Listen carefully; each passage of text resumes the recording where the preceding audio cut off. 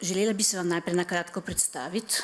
Po osnovni izobrazbi sem sicer višja medicinska sestra in sem začela kariero kot inštrumentarka v Splošni bolnišnici Celje, kasneje nadaljevala kot glavna medicinska sestra na oddelku za patologijo in citologijo, vmes pa sem študirala tako ekonomijo kot menedžment. Ves čas sem se posvečala tudi kakovosti, zato sem se, v zadnjih 18 letih posvetila temu področju in sem, pomagala pri vzpostavitvi sistema kakovosti tako v bolnišnici Celje kot v Splošni bolnišnici Franca Derganca v Novi Gorici, svetovala pa sem tudi v bolnišnici Sežana. Od leta 2011, ko sem prejela mednarodno licenco za naziv menedžer kakovosti, ki jo izdaja Evropsko združenje za kakovost, svoje znanje nenehno izpolnjujem na tem področju. Od oktobra naprej sem zaposlena na Ministrstvu za zdravje na Uradu za nadzor kakovosti in investicij v zdravstvo, seveda kot vodja sektorja za sisteme v kakovosti v zdravstvo. Pa začnimo s predstavitvijo.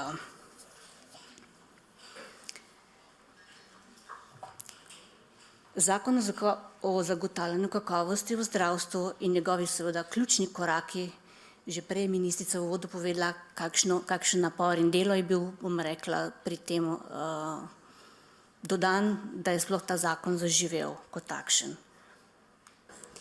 Začela bi s tem starim kitajskim simbolom za univerzum, Yin in Yang, ki predstavlja dve nasprotni dimenziji, ki dajeta svetu ritem in dinamičnost. V tem spreminjajočem se svetu nas spremembe okolja vedno znova postavljajo pred vsakodnevne odločitve, ali naj trenutno stanje ohranimo ali spremenimo. Brez sprememb pa vemo, ni napredka. Skupna prizadevanja vseh deležnikov v zdravstvu so osredotočena na pacienta in na njegovo dobrobit. In na tem mestu je potrebno omeniti vse vas, ki v okviru svojih strokovnih področij zagotavljate zdravstveno oskrbo. Začela bi tudi z oceno stanja in kakšen je bil sploh razlog za sprejem zakona. Leta 2001 je Ministrstvo za zdravje pripravilo opis stanja na področju kakovosti v zdravstvu, sprejelo nacionalne usmeritve za razvoj kakovosti ter priročnik splošni standardi zdravstvene obravnave bolnišnic. V obdobju, ki pa je sledilo, pa se je pokazalo, da Slovenija močno zaostaja za drugimi evropskimi državami na področju razvoja kakovosti in varnosti v zdravstvu. Zato je, na podlagi teh ugotovitev se je ugotovilo tudi, da je v Evropski uniji, širšem evropskem prostoru, bilo sprejetih več priporočil in direktiv, ki se nanašajo na kakovost in varnost pacientov ter se osredotočijo na pacienta in svojce. Ravno zato je Slovenija pristopila k projektu SRSS, ki je potekal pod okriljem Evropske komisije. Opravljena situacijska analiza je pokazala, da imamo na področju kakovosti in varnosti številne vrzeli, ki jih je nujno treba odpraviti. Tako je bilo v strateških sklepih predlagano kar nekaj ukrepov, med katerimi je bil poglavitni ukrep potreba po ureditvi zakonodaje z področja kakovosti. In kaj so bile glavne ugotovitve? Kot je napisano, seveda potreba po izboljšanju trenutnega sistema kakovosti in varnosti v tej državi, umestitev izobraževanja in usposabljanja za pridobitev ustreznih kompetenc na tem področju ter ureditev financiranja zdravstvenih storitev, ki bodo spodbujale kakovost in varnost ter izboljševale sistem teh. Zakon prinaša celovit pristop k vodenju in upravljanju kakovosti. To pomeni, da za vse izvajalce zdravstvene dejavnosti velja, da enotno spremljajo kakovost in varnost storitev, da na standardiziran način poročajo o varnostnih incidentih in da so vzpostavljene javne evidence, do katerih lahko dostopa prav vsak. Vzpostavljale bodo nove strukture, ki bodo ključnega pomena za zbiranje zanesljivih in primerljivih podatkov o kakovosti in varnosti zdravstvenih storitev, kar bo omogočalo preglednejši in bolj učinkovit zdravstveni sistem. Kaj pa je pravzaprav v zakonu določeno? V zakonu so določeni pogoji za zagotovitev sistema vodenja kakovosti in upravljanja kakovosti v zdravstvenih organizacijah, kar je seveda poglavitni cilj, odgovornosti izvajalcev zdravstvene dejavnosti ter ostalih deležnikov, pogoji za prostovoljno certifikacijo in akreditacijo, povečanje varnosti v zdravstvenem sistemu, nadzor nad kakovostjo, koordinacija in postopki sistema vrednotenja zdravstvenih tehnologij, Pogoji za ustanovitev Sveta za kakovost kot posvetovalnega organa ministra za zdravje in pa seveda ustanovitev javne agencije za področje kakovosti. Vse to s ciljem doseganja najvišje stopnje varnosti pacientov in zmanjšanja tveganja za njihovo življenje in zdravje.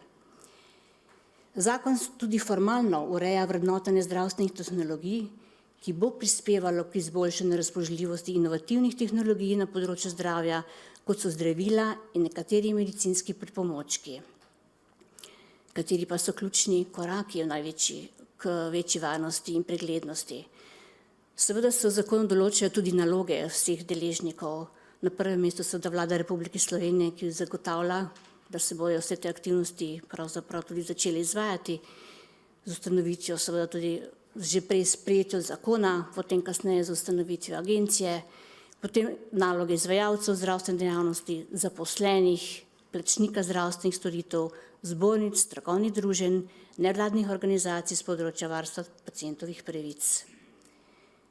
Če pogledamo še samo vsebino zakona kot takega, sistematično spremljanje napredka in uresničevanja temeljnih načel kakovosti zdravstvene obravnave, ki ga bo seveda spremljala novo ustanovljena javna agencija Republike Slovenije za kakovost v zdravstvu, z upoštevanjem potreb v Sloveniji ter evropskih standardov in smernic je seveda nujno, da se zagotovi vse infrastrukturne vire za doseganje ciljev, da se na podlagi uveljavljenih in priznanih zdravstvenih standardov izboljša upravljanje kakovosti pri izvajalcih zdravstvene dejavnosti, da se opolnomoči javnost z javno dostopnimi podatki, da se vzpostavi soliden sistem korektivnih ukrepov s spremljanjem in nadzorovanjem uspešnosti in učinkovitosti delovanja in da se dejavno sodeluje z nevladnimi organizacijami z področja varstva pacientovih pravic, vse z namenom vzpostavitve varnega zdravstvenega sistema, osredotočenja na ljudi,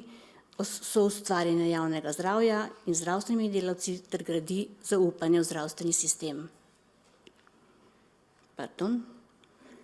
Gremo naprej. Pričakujejo se večplastni učinki zakona. Implementacija zakona bo prinesla številne koristi za paciente, za zdravstvene delavce in za sistem kot celoto. Zakon daje velik poudarek na vzpostavitvi kulture varnosti, kjer bo v ospredju pogovor o varnostnem incidentu, analiza, prenos dobrih praks.